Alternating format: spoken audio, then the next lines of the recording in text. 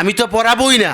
আশেপাশের যত ইমাম আছে সবাই রে ফোনে বলে দিব যে তোমরা কেউ এর জানাজার নামাজ পড়াইতে আসবে না, কারণ সে আত্মহত্যা করে মৃত্যুবরণ করেছে।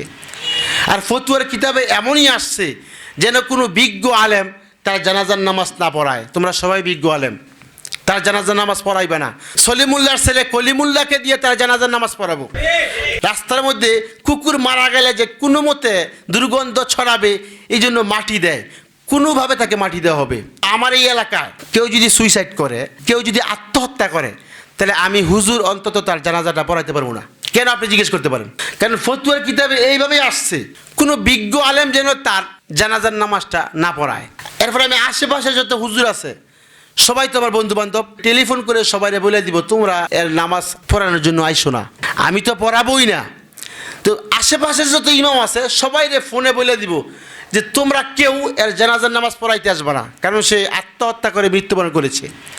আর ফতুয়ার কিতাবে এমনই আসছে যেন কোনো বিজ্ঞ আলেম তার জানাজার নামাজ না পড়ায়। তোমরা সবাই বিজ্ঞ আলেম, তার জানাজার নামাজ পড়াইবে না।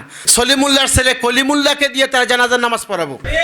রাস্তার মধ্যে কুকুর মারা গেলে যে কোনো মতে দুর্গন্ধ ছড়াবে এই জন্য মাটি দেয়, কোনোভাবে তাকে মাটি দেওয়া হবে।